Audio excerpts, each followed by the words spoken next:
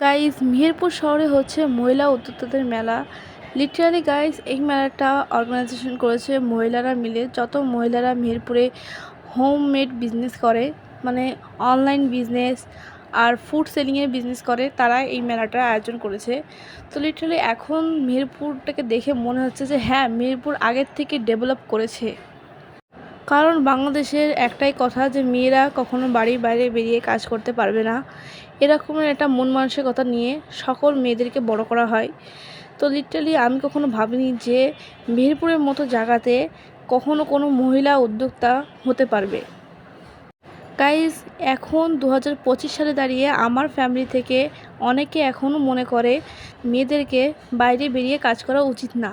তাহলে আপনারা বলুন যে কতটা পিছিয়ে আছে এখনের বর্তমান সময় থেকে বাংলাদেশ। গাইজ যারা অনলাইন বিজনেস করে তারা কিন্তু কীভাবে থাকে বা তাদের ফ্যামিলি থেকে কীভাবে তাদের ওপর প্রেশার দেওয়া হয় বা তাদের ফ্যামিলি তাদের সাথে কী রকমের ট্রিট করে সেটা কিন্তু আমরা কেউই জানি না। এজন্য আমরা মনে করি যারা অনলাইন বিজনেস করে তারা অনেক বেশি খুশি আছে, কিন্তু এরকমের কিন্তু সবার ক্ষেত্রে হয় না। অনেক মহিলা বিজনেসম্যান ফ্যামিলি প্রেশারে এসে বিজনেস করা ছেড়ে দেয়। এজন্য এখনও বাংলাদেশ এই দিক দিয়ে অনেক পিছিয়ে আছে, যে বাংলাদেশ এখনও আপডেট হচ্ছে, কিন্তু যে মানুষের মনে থেকে এখনও আপডেট হতে পারেনি মানুষ। গাইজ অনেক মেয়েরা সমাজের ভয়ে, শ্বশুর শাশুড়ির ভয়ে, হাজব্যান্ডের ভয়ে বিজনেস না করে এখনও বাসায় বসে আছে এবং নিজের জীবনটা অনেক কষ্ট করে কাটাচ্ছে।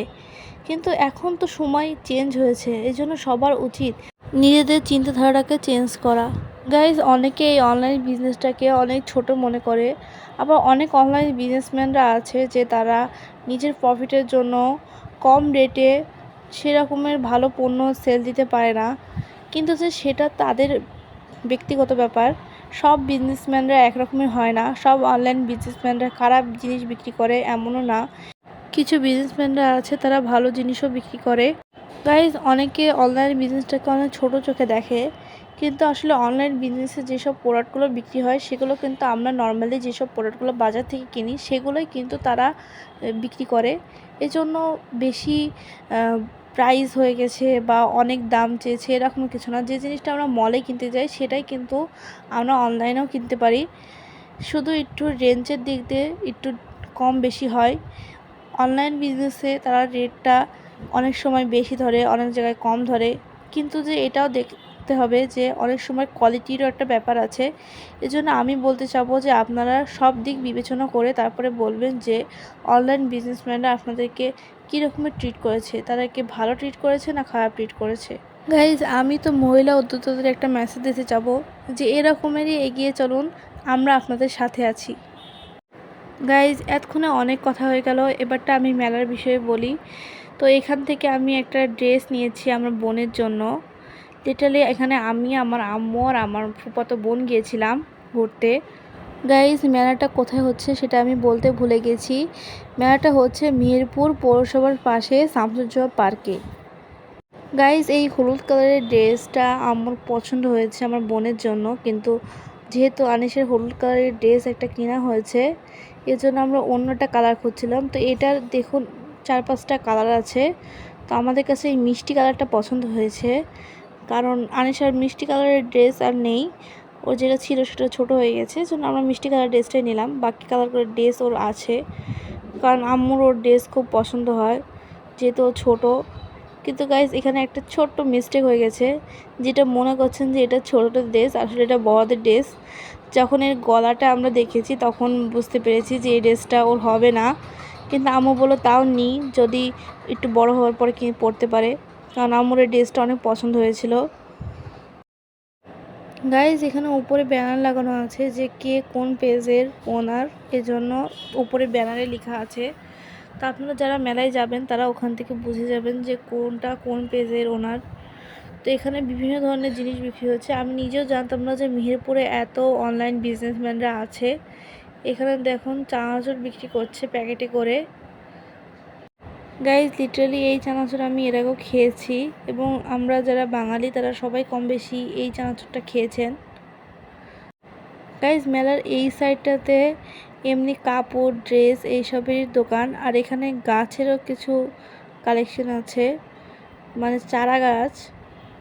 গাইজ মেলার মাঝখানটা পুরোটাই ফাঁকা। এখানে সব বসার জন্য ব্যবস্থা করা আছে।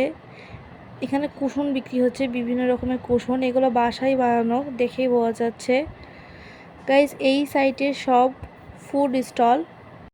গাইজ অনেকে যারা ফুড স্টল দেয় তাদেরকে অনেক নিচু চোখে দেখে, কিন্তু এখানে নিচু চোখে দেখার মতো কিছুই না। এটা বড়লোক বাড়ির মেয়েও কিন্তু ফুড স্টল দিতে পারে, এটা কোনো বড় ব্যাপার না। কিন্তু মেহেরপুরে এই জিনিসটাকে অনেক বড় করে দেখা হয় যে এরকম ফ্যামিলি থেকে বিলং করে ফুড স্টল দিচ্ছে, কেমন একটা অন্যরকমের ব্যাপার হয়ে যায়। এজন্য অনেকে সাহস করে দিতে চায় না যে মানুষ কি বলবে এজন্য। কিন্তু সবাই এটা জানে না যে যারা ফুড স্টল দেয় তারা যতটা বেশি প্রফিট করে ততটা প্রফিট কিন্তু অন্য কোনো বিজনেসে করা সম্ভব না। কারণ মানুষ সব কিছু ছাড়তে পারে কিন্তু খাবার খাওয়া কখনোই ছাড়তে পারে না। এবং যদি আমরা একটু কম রেটে জিনিস বিক্রি করি বা খাবার জিনিস বিক্রি করি তাহলে সেটা ভালোভাবে সেল হবে। গাইজ আপনি লিটারালি বিশ্বাস করবেন না, এই মেলাতে এতটা পরিমাণ ফাস্টফুড আইটেম আছে যে আমি যদি এখানে বলা শুরু করি তাহলে তা শেষ হবে না। সব রকমের ফাস্টফুডই এখানে রয়েছে। এখানে ঝাল খাবার থেকে শুরু করে মিষ্টি খাবার, বিভিন্ন রকমের পিঠা, কেক। গাইজ এই স্টলটা যেই পেয়েছে সেটা হলো যে কেক বাড়ি। তো কেক বাড়ি কেক অনেকে খেয়েছে। এখানে আপনার অনেক রকমের কেক বিক্রি হচ্ছে, কাপ কেক, জার কেক, এবং এগুলো হলো যে চকলেটি কেক। আর এখান থেকে আপনি বড় কেকেরও অর্ডার দিতে পারেন। বড় কেকের অর্ডার দিলে একটু পরে দেবে ওরা। গাইজ এখানে সব শপই 1 থেকে 2টা আছে, কিন্তু কেকের শপ বেশি আছে কারণ মেহেরপুরে অনলাইন কেকের ওনার অনেক বেশি, এজন্য কেকের শপ অনেক রয়েছে। গাইজ এখানে মোমোজ বিক্রি হচ্ছে। তো গাইজ এখানে 2 রকমের মোমোজ আছে, একটা হলো যে এমনি মোমোজ আর একটা হলো যে চিজ মোমোজ। গাইজ এখানে কালারফুল মোমোজও বিক্রি হচ্ছে। তো মোমোজ 2 জন বিক্রি করছে, আর 2 জন গ্রুপই কিন্তু মহিলা। গাইজ আসলে অধিকাংশ ফুড স্টল মহিলারাই দিয়েছে। আর ইনরা অনেক সময় স্ট্রিটেও বিক্রি করে, মানে রাস্তার সাইডেও মোমোজ অন্যান্য আইটেমগুলো বিক্রি করে। গাইজ আমি একজনের মোমোজ ট্রাই করেছিলাম। তো আমি লিটারালি এই আপুটার মোমোজটা ট্রাই করেছি। তো এই মোমোজটা আমার কাছে ভালোই লেগেছে খেতে। আমরা 2 রকমের মোমোজই ট্রাই করেছিলাম, একটা চিকেন মোমোজ আর একটা চিকেন চিজ মোমোজ। তো চিকেন চিজ মোমোজের উপরে মানে সেম কোয়ালিটিরই, শুধু উপরে চিজ দেওয়া থাকবে আলাদা করে। গাইজ এই আপুটার ব্যবহারটাও অনেক ভালো ছিল, আমি ওনার সাথে কথা বলে অনেক ভালো লেগেছে আমার ওনার ব্যবহারটা। গাইজ 1 প্লেট মোমোজ 100 টাকা করে, এজন্য পার পিস মোমোজের প্রাইস পড়েছিল 15 টাকা করে। গাইজ এই যে সাদা সাদা জিনিসটা দেখছেন এটাই হলো চিজগুলোকে ছোট করে গ্রাইন্ড করে দিয়েছে।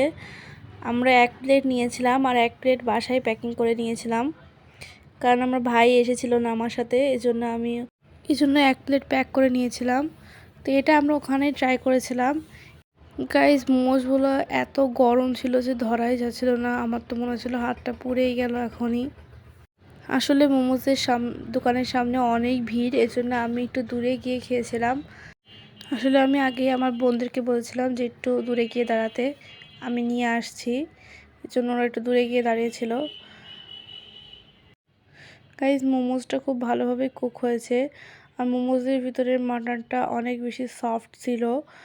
গাইজ এই মাটনের ভিতরে আরও অনেক কিছু ভেজিটেবল অ্যাড করা ছিল, লিটারালি আমি বুঝতে পারছিলাম না এক্স্যাক্টলি কী কী ভেজিটেবল দেওয়া ছিল, কিন্তু হ্যাঁ চিকেনের পরিমাণটা ঠিক মতো ছিল, এটা বোঝা যাচ্ছে। গাইজ আমার কাছে দুটো মোমোজেরই ফ্লেভার একই রকমের লেগেছে, মানে যেটা কালারফুল অন্য রকমের লাগবে টেস্টের দিক দিয়ে সেরকমের না, কারণ ভিতরের পুরটা সেম পুরই, শুধু একটা কালারফুল একটা কালার ছাড়া। গাইজ এখানে আসলে আলু চিজ বিক্রি হচ্ছে।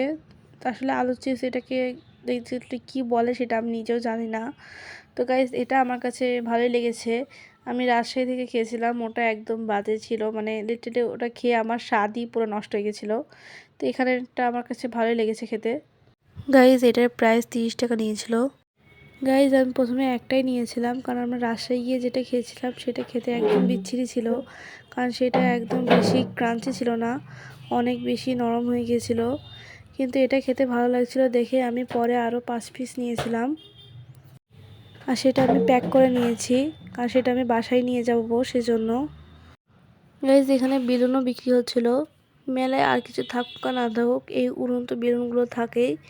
কিন্তু গাইজ এগুলোর রেঞ্জ এত বেশি থাকে কেন আমি এটাই বুঝতে পারি না। এগুলো কিনতে গেলে সব টাকা এতেই শেষ হয়ে যাবে। আর এই জিনিসগুলো অনেক দিন থাকে সেরকমের না, কয়দিন পরে এটা একদম বাতাস বেরিয়ে চুপসে যায়। তখন দেখতে এত বেশি বিচ্ছিরি লাগে, আর এর ভিতরকার গন্ধটা এত বিচ্ছিরি তা বলার মতো না।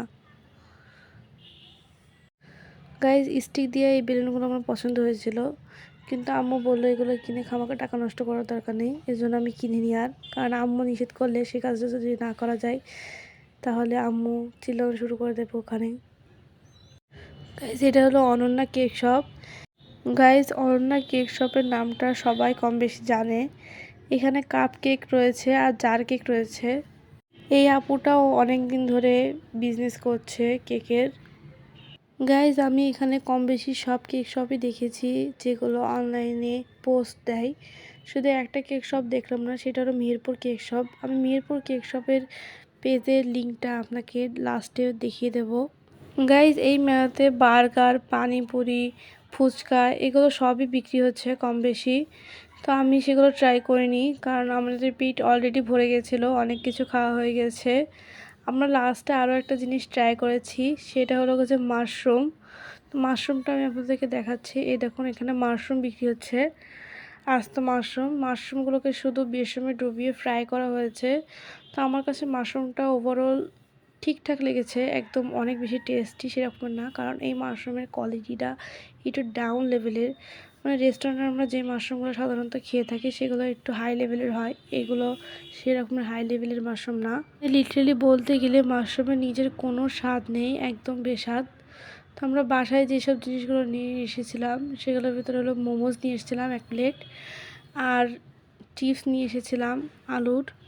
গাইস এক প্লেটে টোটাল 4 পিস হোয়াইট মোমোজ এবং 3 পিস রেড মোমোজ ছিল। তো আপনারা চাইলে যে কোনো একটা কালারও নিতে পারেন, আবার দুটো কালার মিক্সড করে নিতে পারেন। টোটাল প্রাইস পড়েছিল 100 টাকা এক একটা প্লেটে। গাইস এটা হলো কিছু চিপসগুলো অনেক বেশি ক্রাঞ্চি ছিল, অনেক খেতে ভালোই লাগছিল আমার কাছে, রাজশাহীর মতো একদমই ছিল না। আর যে মাশরুমগুলো ছিল, ওই মাশরুমগুলো আমার কাছে দেখতে গিয়ে মনে হচ্ছিলো যে বেগুনের চপ। তো গাইজ ট্রাই করার পরে বোঝা যাবে যে এটা আসলে কী রকমের। গাইজ এবারটা মাশরুম ট্রাই করব। আমি তো খুব ভয়ে ভয়ে খাচ্ছি, কারণ আমি নিজেও জানি না যে খেতে কীরকমের লাগবে। গাইজ একদম বিচ্ছিরি লাগছে আমার কাছে খেতে, কারণ শুধু বেসনের স্বাদ আছে, মাশরুমের কোনো স্বাদই নেই, এবং মাশরুমটা অনেক বেশি নরম হয়ে গেছে। গাইজ আমি তো মাশরুম খাওয়ার কথা আপনাদেরকে একবারও বলবো না, কারণ এটা বাই হাত ছিল পুরোপুরি। গাইজ আমি আপনাদের বলেছিলাম যে মেহেরপুর কেক শপের লিঙ্কটা দেব, এই দেখুন এটা হলো মেহেরপুর কেক শপ পেজ। তো গাইজ এখানে কেক আমি ট্রাই করেছি, এখানকার কেক খেতে অনেক বেশি টেস্টি হয়, এবং আমি এখানকার কেক অনেকবার অর্ডার করেছি, কারণ আমাদের বাসায় কোনো অকেশন থাকলে আমি শুধু এখানকারই কেক অর্ডার দিই, কারণ এনার কেক খেতে এত বেশি টেস্টি যে আমি বারবারই এনার কেক অর্ডার দিতে থাকি। গাইজ মেহেরপুরে আরও যেসব পেজ আছে আমি সেসব পেজের কেকও খেয়েছি, কিন্তু এর মতো টেস্ট এই পেজে যে রকমের কেক বানায় সেরকমের টেস্ট আমি অন্য কোনো কেকে পাইনি। এবং এটার কোয়ালিটিটা অনেক ভালো, এবং কেকের সাইজটা অনেক বড় হওয়ার কারণে আপনার 2 পাউন্ড কেক নিলে 3 পাউন্ডের মতো সাইজের কেকটা হয়। আমি প্রথমে কেকের প্রাইসটা দেখে ভেবেছিলাম যে একটু প্রাইসটা বেশি অন্য পেজের তুলনায়। তো পরে যখন কেকটা আমি নিয়েছি, কেকটা যেরকমের ছবিতে দিয়েছিলাম ঠিক সেম কেকই দিয়েছিল, এবং কেকটা খেতে এত বেশি টেস্টি, আর কেকের সাইজটাও বড় ছিল। নর্মালি অত বড় কেক 2 পাউন্ডের হয় না, আমি 2 পাউন্ডের কেক নিয়েছিলাম লিটারেলি। আর আমার চকলেট কেক পছন্দ, তো আমি চকলেট কেকই নিয়েছিলাম। গাইজ লিটারেলি আমি জানতাম না যে এই পেজে কেকের পাশাপাশি কেকের প্রোডাক্টও সেল করা হয়। গাইজ আমি আপনাদেরকে মোস্টলি সাজেশন করব যে এই পেজে চকলেট কেকটা একবার ট্রাই করে দেখুন, চকলেট কেকটা অনেক বেশি টেস্টি। আমি দুটো ফ্লেভারই ট্রাই করেছিলাম, চকলেট এবং ভ্যানিলা। তো আমার কাছে ভ্যানিলাটাও ভালো লেগেছে, কিন্তু যেহেতু আমার চকলেট ফ্লেভার সবথেকে পছন্দ, ওই জন্য আমি চকলেটটাই খেয়েছি বেশি। কারণ আমরা একবারেই দুটো কেক অর্ডার দিয়েছিলাম, যে দিন চকলেট ছিল সেই দিনই ভ্যানিলা অর্ডার দিয়েছিলাম, কারণ আমার চকলেট পছন্দ এবং আমার আম্মুর ভ্যানিলা পছন্দ, সেজন্য। গাইজ আজকের মতো ভিডিওটা এখানে শেষ করছি, নেক্সট ডে আবার দেখা হবে নতুন একটি ভিডিও নিয়ে।